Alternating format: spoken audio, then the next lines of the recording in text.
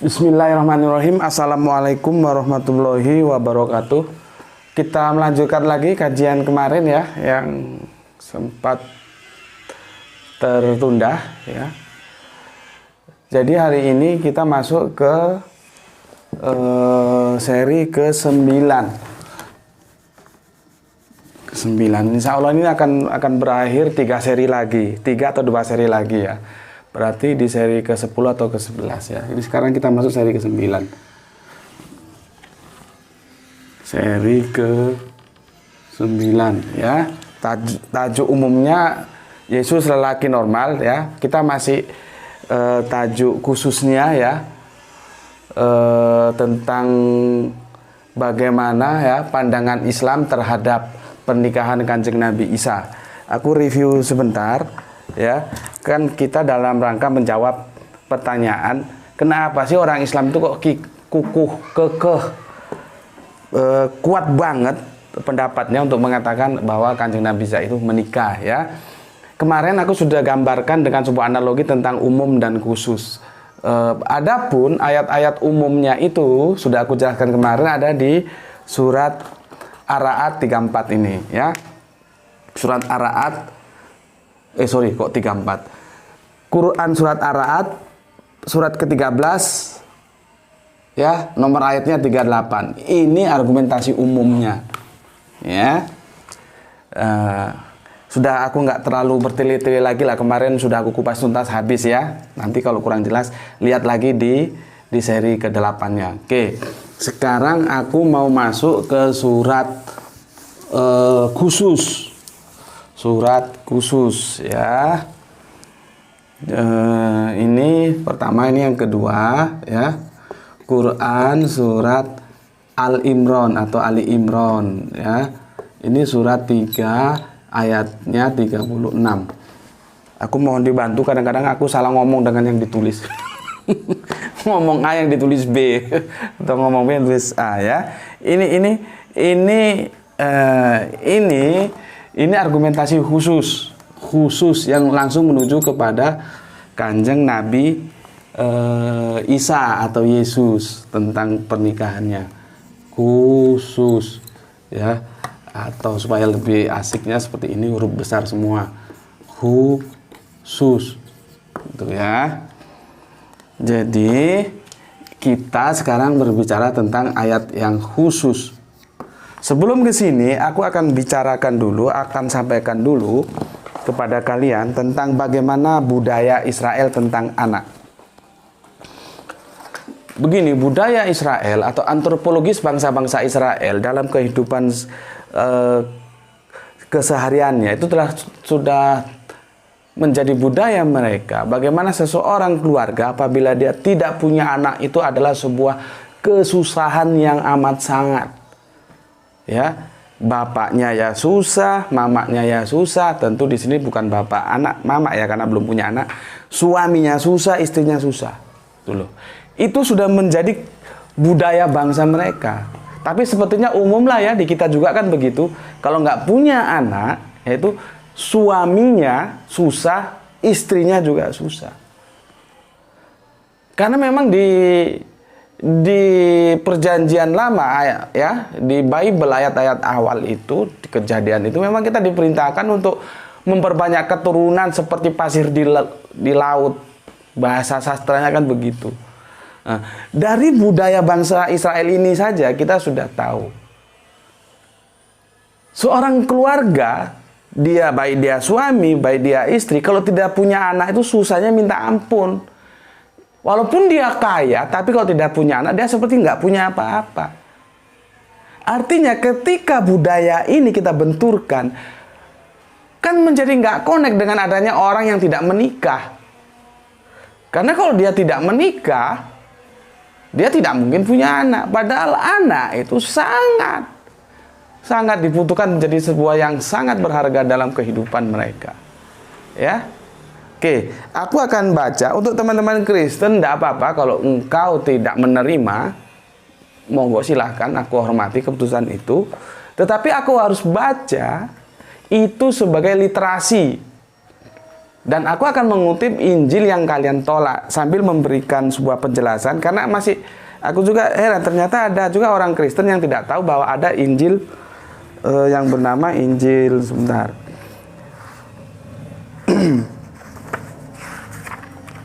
Ini aku buka dulu, ini sangat panjang ya. Kalau aku baca keseluruhan tentu tidak mungkin, aku ringkas saja ya.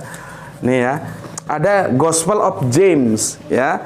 Kisah masa kanak-kanak Bunda Maria menurut Yakobus, Protovangelium Yakobi, The Infants atau Gospel of James. Nah, ini tertolak. Ini tidak termasuk yang kanon itu, ndak. Ya, yang mereka terima kan, yang teman-teman Kristen terima itu Injil Matius, Markus, Lukas, dan Yohanes ya. Ini Injil James, Yakobus ini tentu mereka tolak. Dan tidak masalah, silahkan saja. Cuman aku sebagai sebuah yang ingin menyampaikan informasi, tentunya aku memerlukannya berbicara by data. Datanya ini loh. Masalah data itu ditolak atau diterima itu ya urusan kalian lah. Karena kan kalian juga punya keputusan tersendiri tentang mana yang kalian terima dan kalian tolak. Silakan saja, tidak ada masalah. Ya, oke. Di sini, jadi aku untuk menjelaskan ini, aku berbicara ke budaya bangsa Israel dulu ya, berdasarkan Injil Yakobus ini, Gospel of James. Di sini ada seseorang yang terkenal ya, terkenal sangat kaya ya. Ini di ayat satunya itu bernama Yoakim. Yoakim ini nanti kalau di Al-Quran disebut Imran, makanya surat Al-Imran. Tentang bagaimana nama Yoakim bisa menjadi Imran itu juga tidak mudah kajiannya ya. Karena kita membicarakan sejarah ribuan tahun yang lalu ya. Nanti kita kupas tersendiri itu. Bagaimana Abraham menjadi Ibrahim ya. Termasuk Yesus, dia terlahir bukan dengan nama Yesus. Itu perubahan nama sudah. Ya. Tetapi yang perlu aku jelaskan, ada seseorang kepala keluarga atau suami dan dia kaya, ganteng ya, yang bernama Yoakim. Di sini ya. Yoakim ini susah. Dia ini suka memberi, dermawan, seperti Kanjeng Nabi Ibrahim suka memberi, dermawan. Kalian tahu Kanjeng Nabi Ibrahim pun juga pernah susah sekali ketika belum punya keturunan. Begitu juga Bunda Sarah yang akhirnya mendapatkan keturunan Ishak ya, dan mendapat keturunan Ismail dengan Bunda Hajar ya. Itu sebuah data historis bahwa anak dan keturunan itu perlu. Terus bagaimana mungkin ada orang tidak menikah? Kan tidak punya anak, tidak punya keturunan jadinya. Oke, ya. Mungkin ada yang jawab, oh adopsi gitu ya. Oke, ya Yoakim, karena gini ya, sebentar aku baca dulu ya. Di sini dikatakan, ya Yoakim itu kan suka memberi, loman orang Jawa bilang. Ketika dia memberi, dia diperingatkan, kamu tak diperbolehkan mempersembahkan pemberian-pemberianmu karena pertama-tama kamu belum menghasilkan seorang anak Israel. Karena kata-kata inilah Yoakim sedih. Ini Yoakim orang kaya loh, ya.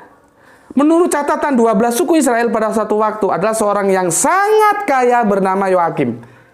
Ketika dia memberi dan diingatkan seperti ini, dia menjadi susah dan dia pergi menyendiri ke gurun gitu ya.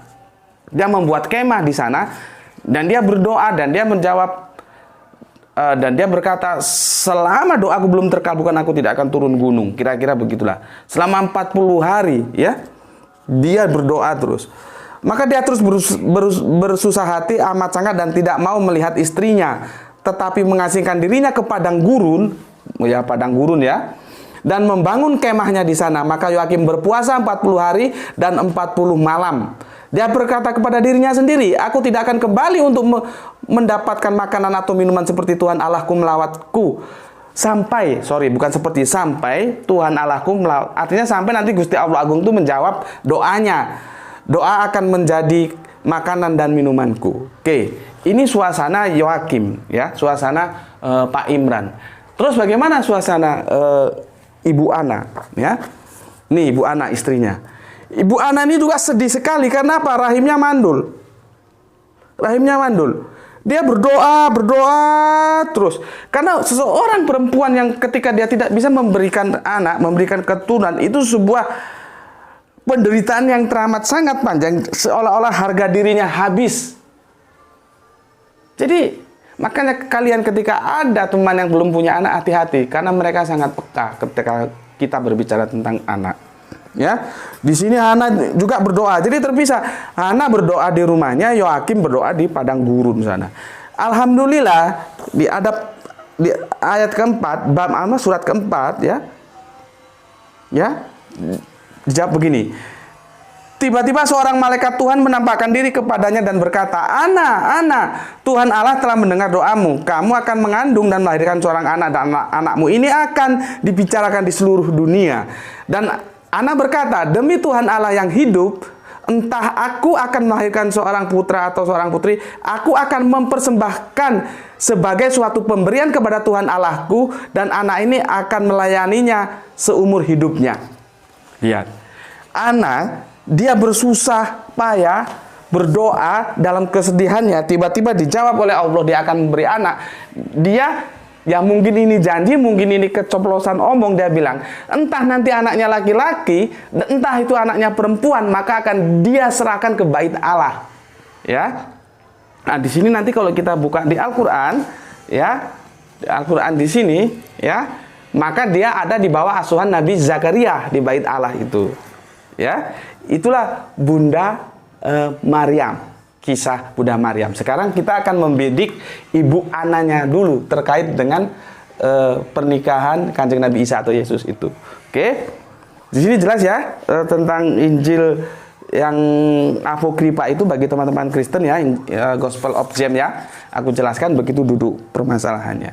Akhirnya doanya Pak Yoakim dan Ibu Ana itu dikabulkan, punya anak yang namanya Bunda Maryam. Dititipkan di bait Allah karena itu janji. Itu umur 2 tahun itu sudah mau dititipkan sama Pak Yoakim, tapi Ibu Ana belum mau. Kasihan katanya, nanti dia merasa kehilangan. Tunggulah setahun lagi.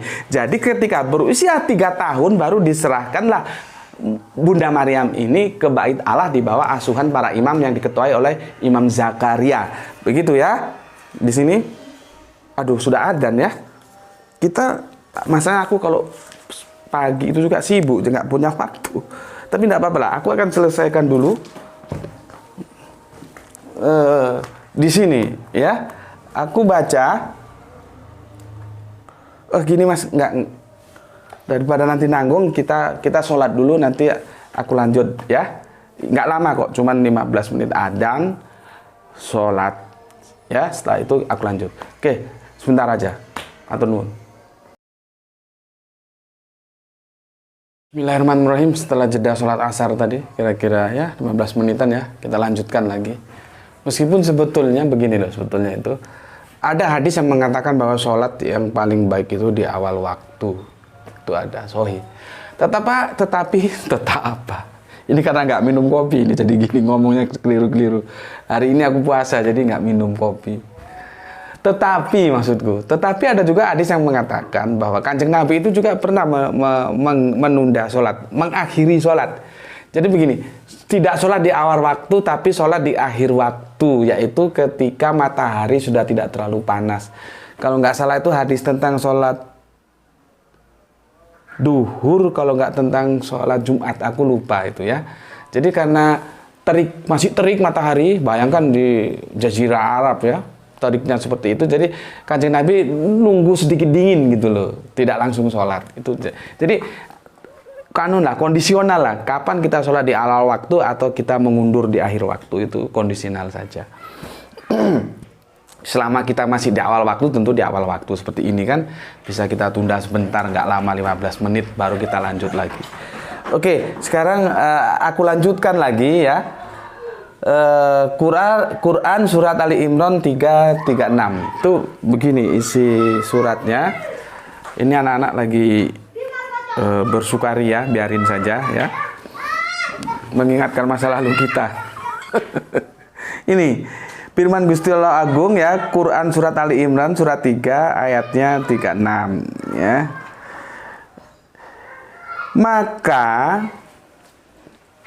ketika melahirkannya, dia, siapa dia?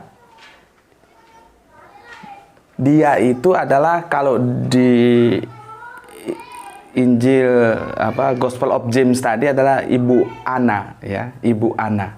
Ini menceritakan tentang keluarga Imran, keluarga Yoakim, suaminya Ibu Ana, ya.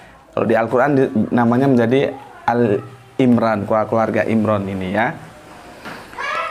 Maka ketika melahirkannya, nyanya siapa? Nyanya itu Maria. Dia siapa? Ana, Ibu Ana berkata, "Ya Tuhanku, aku telah melahirkan anak perempuan." Padahal Allah lebih tahu apa yang dilahirkan, dan laki-laki tidak sama dengan perempuan, gitu ya. Ini artinya apa? Ibunda Ana ini gampangnya itu laporan lah. Aku sekarang sudah punya anak. Sebagai wujud terima kasih kepada Gusti Allah Agung atas doa yang terkabulkan. Gitu atau kontennya itu begitu, ya. Oke. Berikutnya, dan aku memberinya nama Maryam. Jadi aku, Ibu Ana, memberikan nama anaknya Maryam. Nah, yang ini yang aku mau bidik di sini doa Ibu Ana itu, ya. Begini. Dan aku mohon perlindunganmu untuknya. Nyanya siapa? Maryam. Dan keturunan. Keturunan siapa? Keturunan dari Imran ini. Nanti kalian pelajari tentang anak dan keturunan itu di video yang lalu tentang anak Allah, ya. Aku nggak perlu jelaskan lagi. Jadi video itu berseri. Kalau kalian nggak ngikuti, hanya main di tengah jalan aja, ya lewat kau, gitu ya.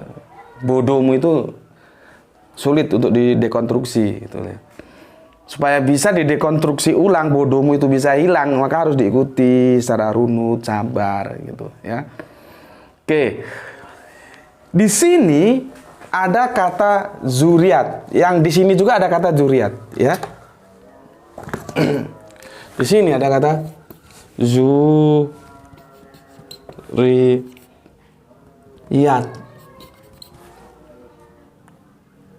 Juriataha kalau di sini dia pakai juriataha.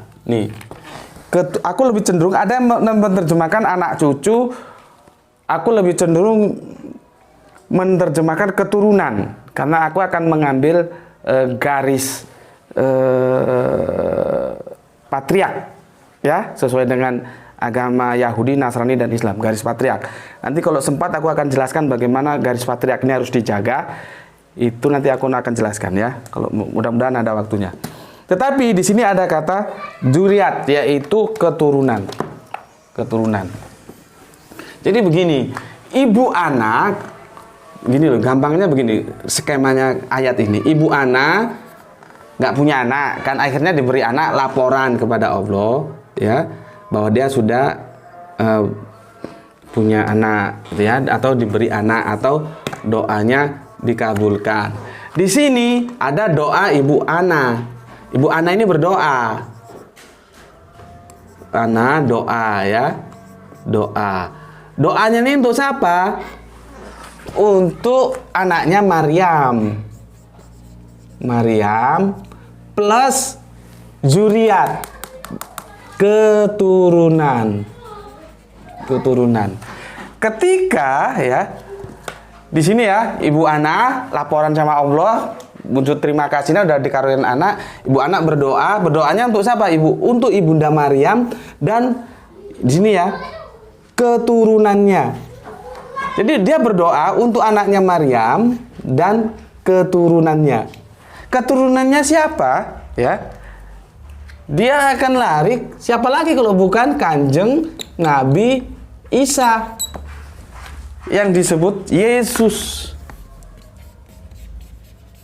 Ya, Yesus. Akhirnya disinilah kita bisa tahu, ya, bahwa Yesus itu punya keturunan, gitu loh. Punya keturunan. Tuh. Nih. Dari mana? Dari doanya Ibu Ana ini. Ya, sekarang jadi masalah, ya. Bagaimana mungkin seseorang punya keturunan kalau tidak menikah? Dan ini dia khusus. Dia berbicara tentang keluarga Imran, itu adalah orang tua dari Maryam, merupakan ibu dari Kanjeng Nabi Isa atau Yesus.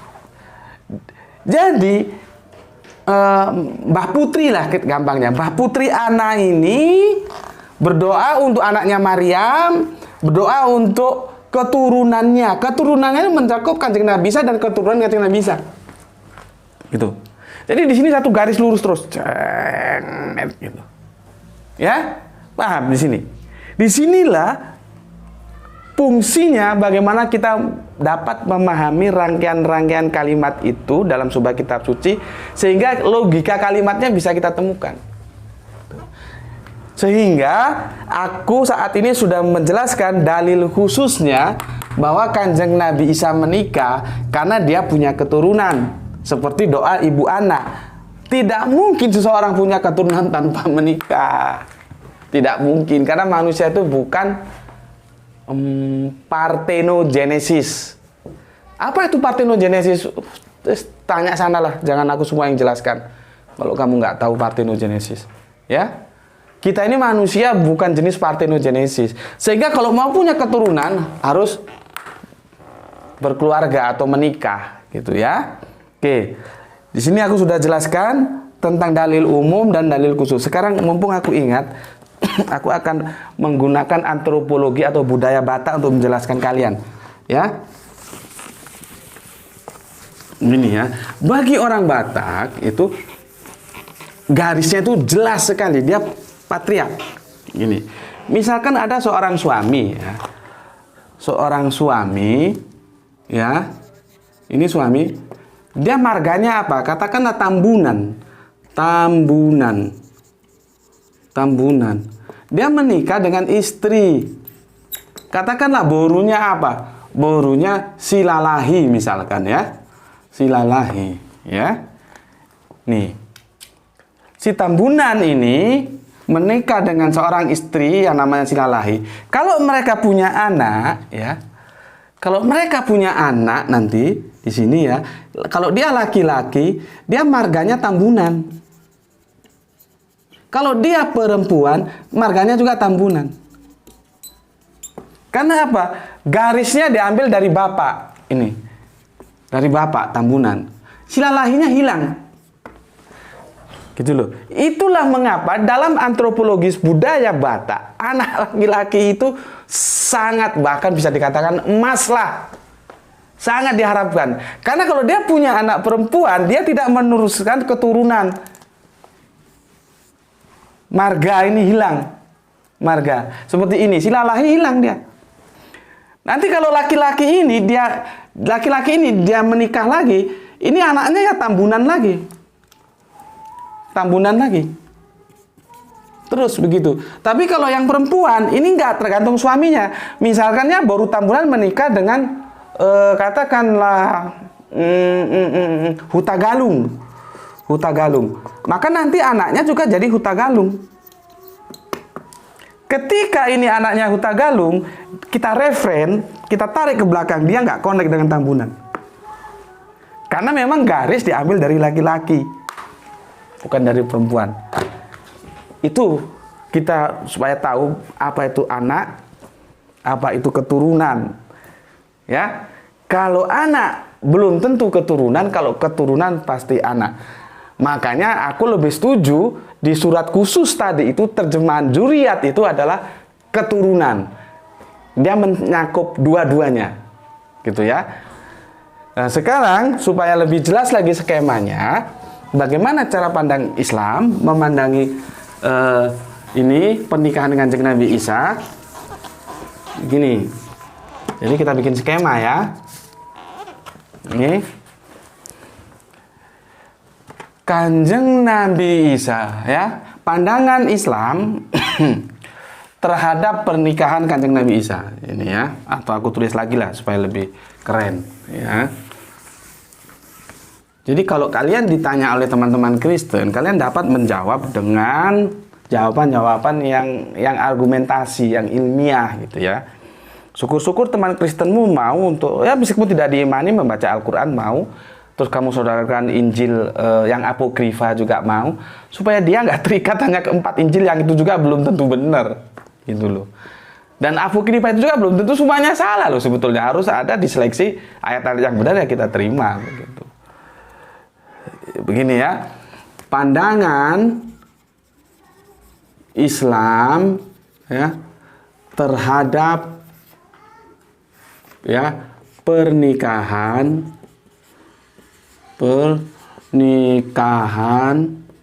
ya Kanjeng Nabi Isa atau Yesus. Ini gini ya.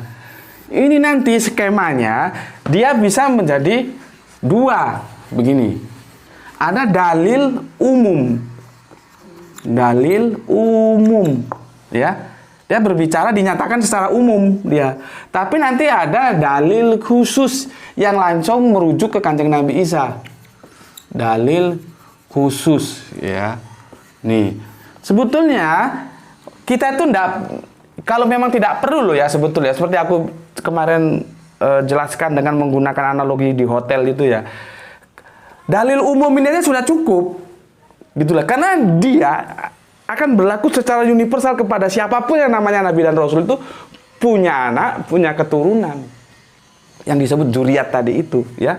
Dalil umum itu sudah cukup sebetulnya. Tetapi kalaupun masih kurang ya, biasanya orang kan terlalu banyak tanya, masih kurang ya nggak apa-apa. Karena Al-Quran juga mempersiapkan dalil khusus. Yang khusus langsung bisa dirujuk ke Kanjeng Nabi Isa ya. Sekarang dalil umumnya aku ulangi lagi, itu ada di Quran surat Ar-Ra'd ya. Surat ke-13 nomornya 38. Gini ya. Nanti di dalil khususnya yang aku sudah jelaskan tadi ya, tentang doa Ibu Ana ya. Tapi kok di Al-Quran tidak disebut ya. Nama Ana itu tidak disebut ya. Itu mbah putrinya Kanjeng Nabi Isa. Jadi Ibu Ana, aku ulangi lagi supaya kalian benar-benar paham. Ibu Ana mendoakan Ibunda Maryam dan mendoakan cucunya Kanjeng Nabi Isa dan menggunakan nanti cicitnya. Itu keturunan itu dari anak, cucu, cicit dan terus mengalir ya. Ini di Quran surat Ali Imran ya, surat 3 ayatnya 36 ya. Kalau di sini ini Gusti Allah Agung ini menyatakannya ya. Kalau di sini doa Ibu Ana, Mbak Putri Ana, double N dia. Ana ini. Ya, ini. Jadi itulah yang bisa aku sampaikan kenapa umat Islam itu tetap pada pendirian yang kokoh bahwa Kanjeng Nabi Isa menikah. 2 ayat ini ada 2, satu dalil umum, satu dalil khusus. Oke, di sini aku jelaskan ya. Jadi tinggal sekitar 2 atau 3 episode lagi lah. Mudah-mudahan bisa 2 seri kita selesaikan ya. Kita nanti akan mengerucut bahwa Kanjeng Nabi Isa itu menikah. Setelah ini kita rangkai, ini kan parcel ini, kita rangkai informasinya. Menikah, itu kerucutan pertama. Kerucutan kedua, konsekuensi logis yang harus ditanggung oleh Kristen dan Islam kalau Kanjeng Nabi Isa itu menikah. Oke, kita lanjutkan di seri kedepannya. Itu dulu. Assalamualaikum warahmatullahi wabarakatuh.